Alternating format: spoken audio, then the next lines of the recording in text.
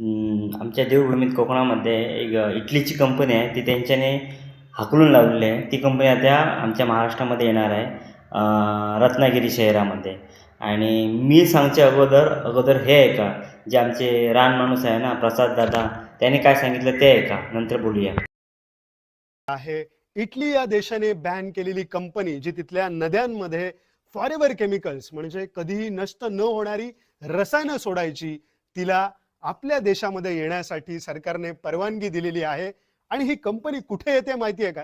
त्या रत्नागिरीतल्या लोटेच्या MIDC मध्ये. पण इथे येणारी ही पहिली केमिकल कंपनी नाही. सरकारने कोकण नावाच्या देवभूमीत लोटे परशुराम नावाची एक नरक भूमी बनवली आहे. गेल्या 30 वर्षात 60 ते 70 केमिकल कंपन्या इथल्या माणसांच्या समृद्ध जीवनात विष कालवत आहेत. केरळच्या पुरानंतर एका पत्रकाराने माधव गाडगीळ सरांना प्रश्न विचारला की कोकणात असा पूर येईल का? तेव्हा गाडगीळ सर म्हणाले होते की कोकणात पाण्याचा पूर येईल की नाही माहिती नाही, पण विषाचा पूर आलेला आहे आणि तो म्हणजे लोटे परशुराम. चिपळूण तालुक्यातल्या रत्नागिरी जिल्ह्यात तिथे रासायनिक संकुल आहे.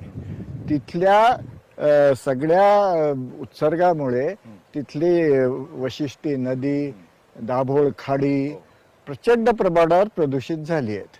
पण प्रदूषण मंडळाच्या अहवालात ह्याचा उल्लेखच नाही. वाटेल तेवढं प्रदूषण आहे ते दडपूनच ठेवतात.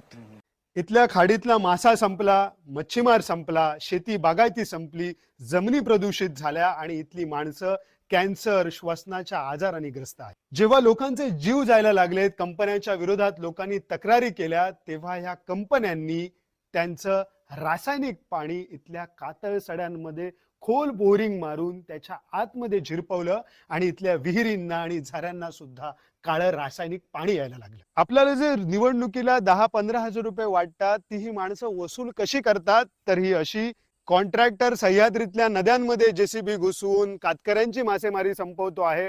ट्रॉलरवाले खोल समुद्रात मासेमारी करून किनारपट्टीच्या पारंपरिक मासेमारीला संपवत आहेत. दलाल जमिनी विकतो आहे आणि सरकार हे अशा कंपन्यांचं विष कोकणात आयात करून आमचा जीव घेता आहे. कोकणातला माणूस ज्या मुंबईकडे धावतो ती मुंबई आपली राहिली नाही, पण निदान कोकण आपलं गाव तरी आपलं राहायला हवं. हे गाव एकदा संपलं की तुम्हाला पुन्हा मिळणार नाही. आज आपल्या गावाला सिरियसली घेण्याची गरज आहे.